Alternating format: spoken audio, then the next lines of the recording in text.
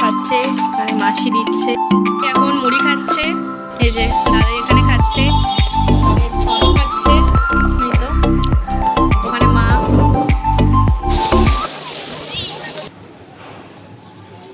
Hello everyone, তোমরা সবাই কেমন আছো? আশা করছি তোমরা অনেকেই সুস্থ আছো আর সাবধানে আছো। তো আমরাও বাড়ির সকলে খুব ভালো আছি। তো এখন ঘড়ির কাঁটায় বাজে ভোর 4:30। তো ভোর 4:30-র সময় আমরা যাচ্ছি দীঘায়। দীঘায় যাচ্ছি বাড়ির সবাই মিলে, প্লাস ছোটো মাসি আর ঋতস্বীও যাচ্ছে। এই তো ঋতস্বী বসে আছে। ঋতস্বী একটু টাটা করে দে, বল তোমরা সবাই কেমন আছো? তোমরা সবাই কেমন আছো? তো গুড মর্নিং বলে দে। Good morning. তো তোমাদেরকে গুড মর্নিং ঋতস্বী জানিয়ে দিল। তো চলো দীঘা যাচ্ছি। তো দীঘার তো স্পেশাল স্পেশাল ব্লগ তো তোমরা দেখতেই পাবে। তো খুব মজা করব, তো তোমরা দেখতে থাকো। তোমাদেরকে জানানো হয়নি এর আগের ব্লগে, কারণ ভেবেছিলাম যে একটু সারপ্রাইজই দেবো। তো সেই জন্যই জানানো হয়নি, কারণ ঋতস্বীকে নিয়ে একেবারে পাশে বসে তো তোমাদের সামনে আসবো। তো সেই জন্যই তো কালকে ঋতস্বী আর মাসি তো চলে এসেছে সন্ধ্যাবেলায়, আর এখান থেকেই যাব। আর চলো তোমরা তাহলে পুরো ব্লগটা দেখতে থাকো। আর খুব ব্লগটা ইনফরমেশন হবে আর হেল্পফুলও হবে, তো তোমরা দেখো। এখানে আমাদের কুট্টুস আর মুমপ্লার একটু মনটা খারাপ, তো ওদের তো খাবার দিয়ে যাব। তো কালকে বিকালে বাগনান থেকে ওদের জন্য ক্যাট ফুড নিয়ে এসেছি, ওটাও দেবো। আবার মাছ ভাত তো মাখিয়ে দেবে একেবারে বেশি করে, তো ওটাই খাবে দুদিন। তো চলো, একটু তো মন খারাপ দেখতেই পাচ্ছ, মুখটা দেখেই বোঝা যাচ্ছে খুব মন খারাপ। খুব মন খারাপ না কুট্টুস? হ্যাঁ, খুব মন তো খারাপ। হ্যাঁ মন তো খারাপই হয়ে আছে।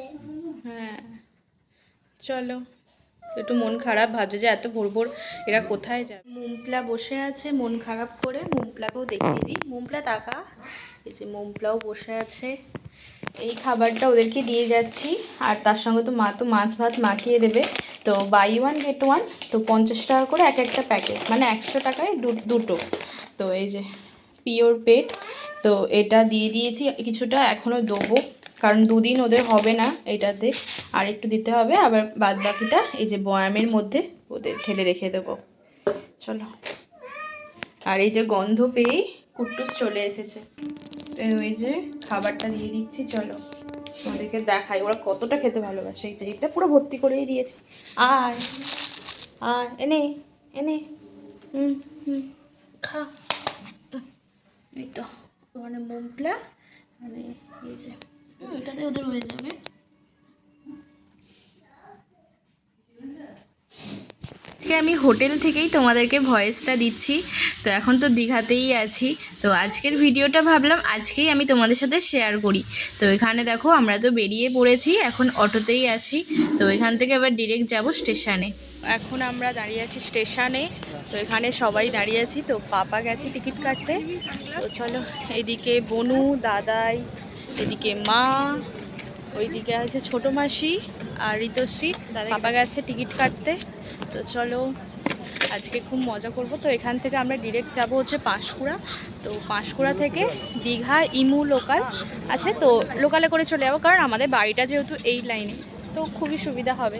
তো ট্রেন আসছে, নলপুরে এসে গেছে, নলপুরে আবাদাতে এসে গেছে। তো চলো তোমরা পুরো ব্লগটা দেখো।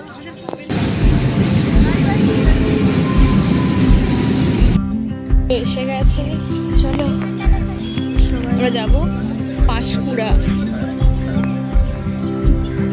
তো আমরা একেবারে টিকিট কেটে নিয়েছি, আমাদের এখান থেকে 35 টাকা করে দীঘা। তো এখান থেকে কেটে নিয়েছি, চলো।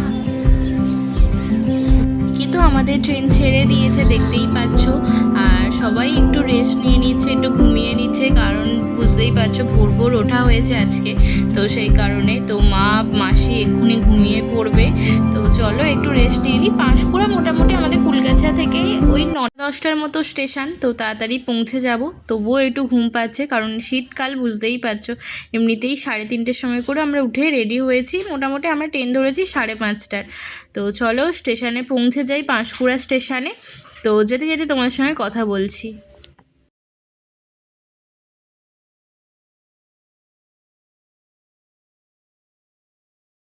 আমরা চলে এসেছি এখন পাঁশকুড়াতে। তো এখান থেকে ট্রেন আসবে আমাদের, তো দীঘা ইমু স্পেশাল ট্রেনটা। তো চলো এটাতে করেই যাবো।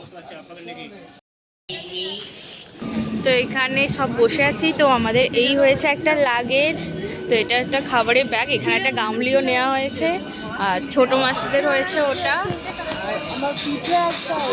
খুব মজা করব। তো এই লাইনেই ট্রেনটা দেবে 1 নম্বর, এখনো আসেনি। ট্রেনটা দিয়েছে 4 নম্বরে, তো সেই জন্য হেঁটে হেঁটে যাচ্ছি। চলো ওভারব্রিজে গিয়ে ওইদিকে চলে যাবো 4 নম্বরে একেবারে ডিরেক্ট। ওই একটু যাচ্ছি না, চলো প্রচুর লোক যাচ্ছে।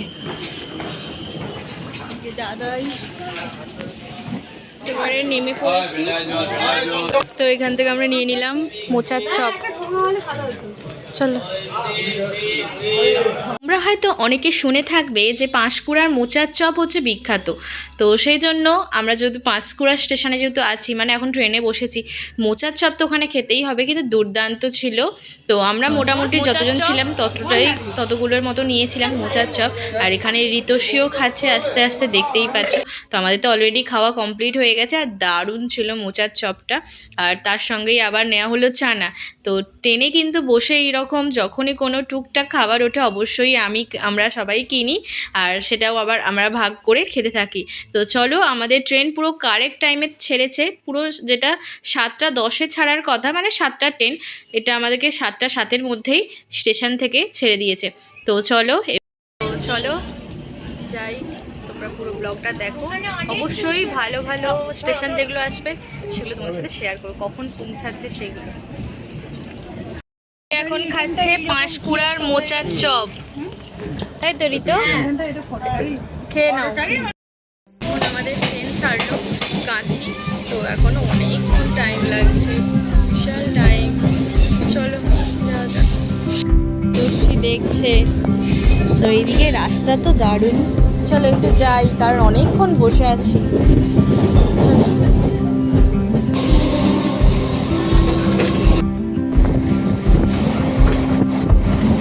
সবাই মিলে যাওয়ার মজাটাই আলাদা, কোথাও ঘুরতে যাওয়ার। তো আমরা তো দীঘা তো প্রায় আগে অনেক, মানে 2 বছর 1 বছর ছাড়াই আসতাম, কিন্তু এই বছরই আমাদের 3 বছর পর আসলাম দীঘায়।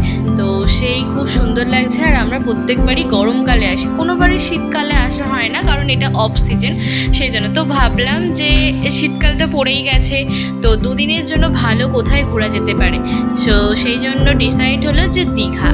তো যাব, আর ওখানে সব সুন্দর সুন্দর ব্লগ তোমাদের সাথে শেয়ার করব না, সেটা কি হয়?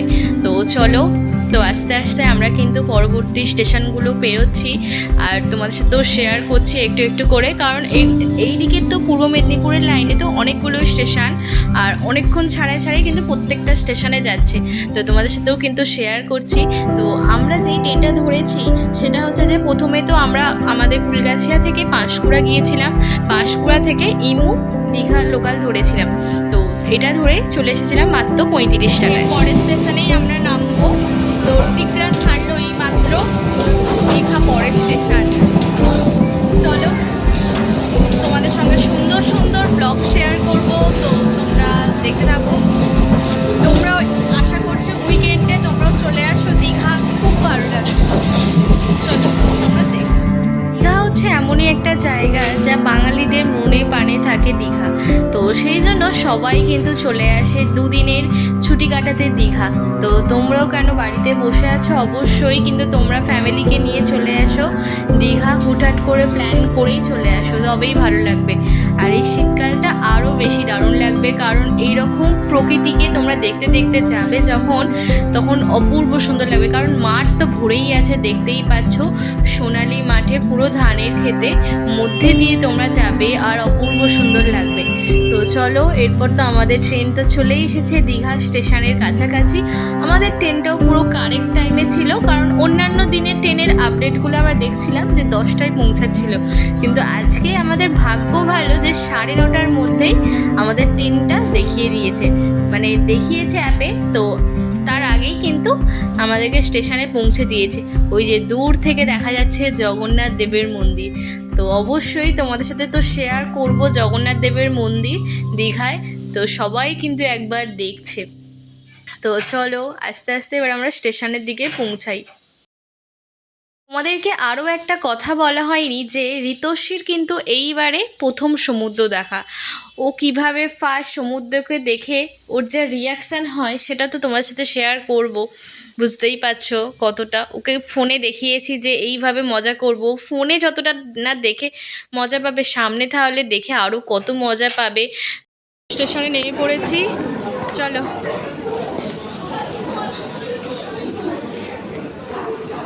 ভালোই ভিড় আছে আজকে।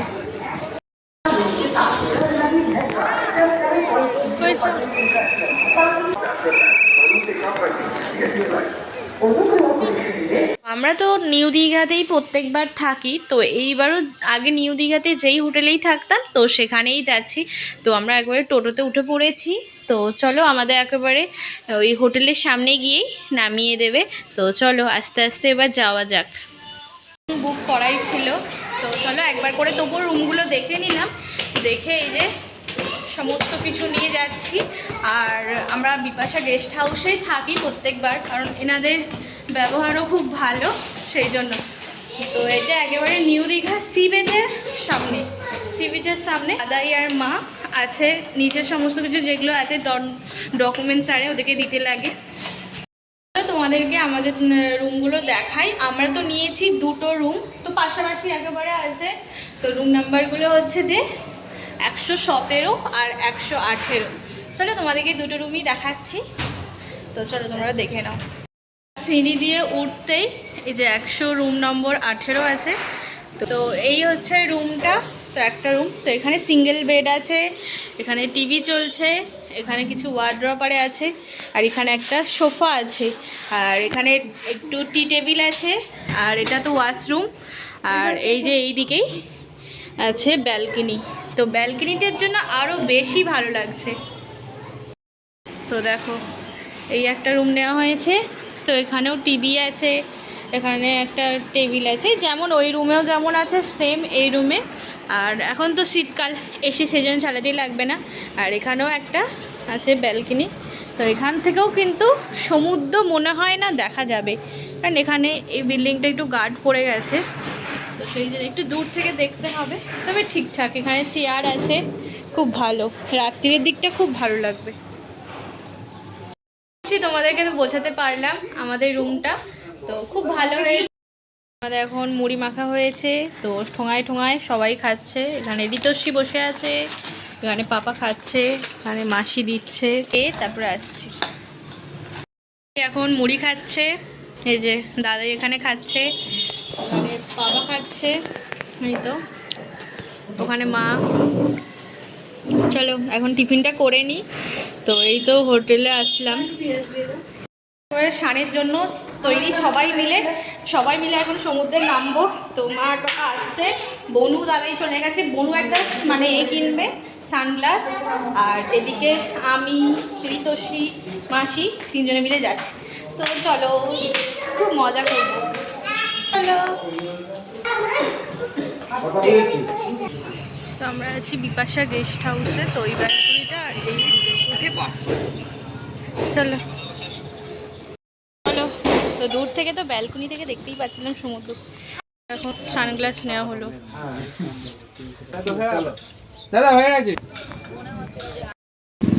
তো চলো দাঁড়া ভিডিওটা করে। তো একটা স্ট্যান্ডও কেনা হলো। তো আমার যে পুরনো যে স্ট্যান্ড, এখানে সবাই ঋতস্বী এখানে। তো সমুদ্রে চলে এসেছি, আর দেখো প্রচুর মানুষ কিন্তু এসেছে এই সময়টাতে। তো চলো এরপর সবাই মিলে খুব মজা করব, তো তোমরা দেখতে থাকো।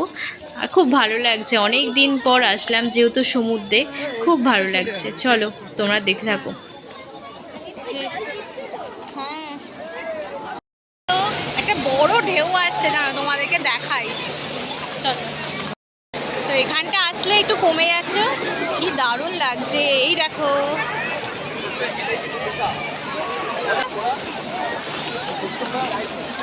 ওয়াও, দারুণ মজা করছি। পাপার মা একটু পরেই আসছে, আর এখন এবার ঢেউটা শুরুও হয়ে গেছে, দারুণ আসছে, বিশাল বড় বড় ঢেউগুলো আসছে।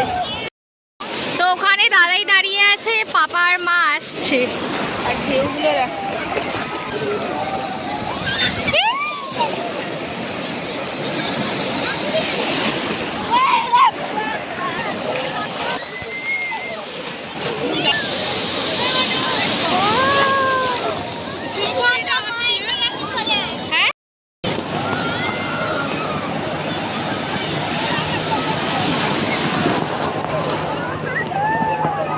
কেমন লাগছে তোদের?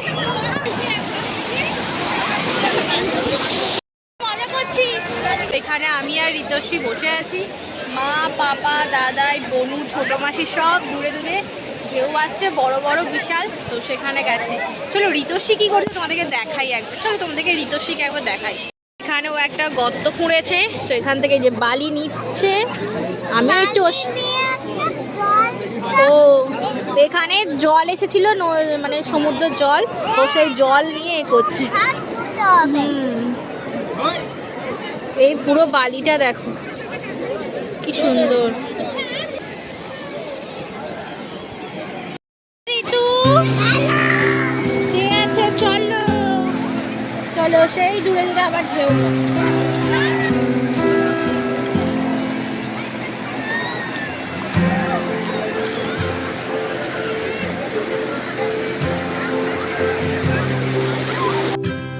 ভালোভাবে নামবো, তো স্নান করে নিই, তারপরে আসছি তোমার সঙ্গে কথা বলবো।